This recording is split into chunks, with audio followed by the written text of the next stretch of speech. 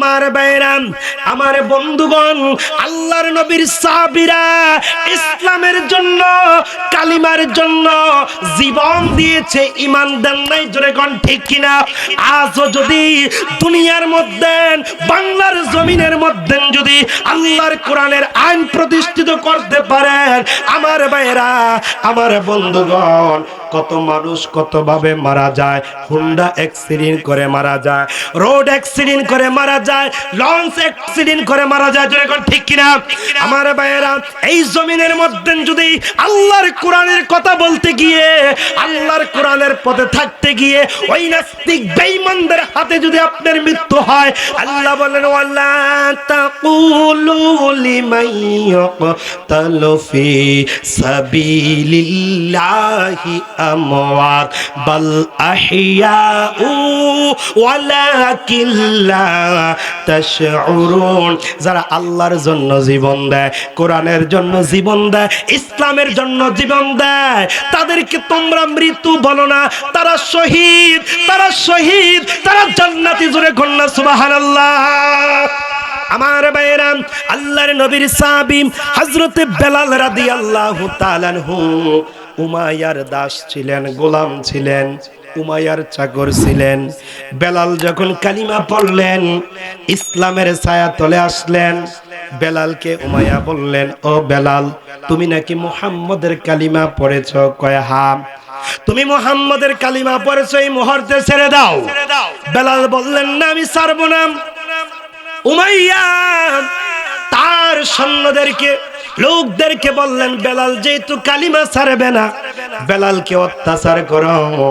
বেলালকে আরবের মরুভূমির বালুর মধ্যে, উত্তপ্ত বালুর মধ্যে শোয়া দেওয়া হয়। বেলালের বুকের মধ্যে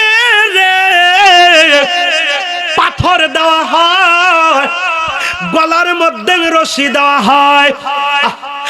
আর বেলাল কি এমন ভাবে মারধর করে, ঘোড়ার পেছনে রশি টানাইয়া বেলালকে টানে। আর বেলাল বলেন, আহাদ আহাদ আহাদ। ও আমার কুরুনের ভাইরা, তারা জীবন দিয়েছে, তারপরেও ঈমান ছাড়ে না।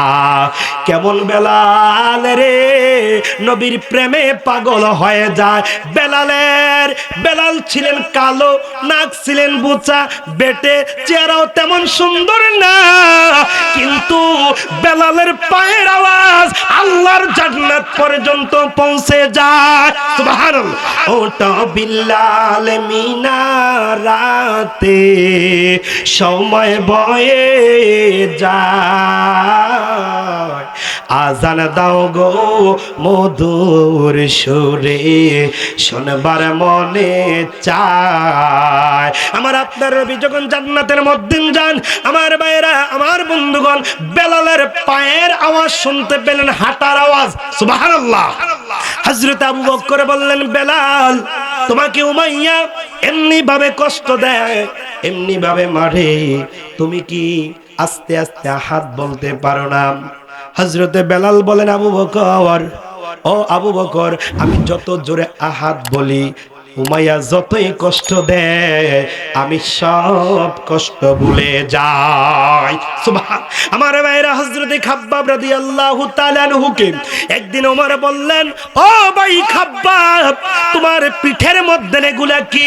তোমার পিঠের মধ্যে কিসের গর্ত?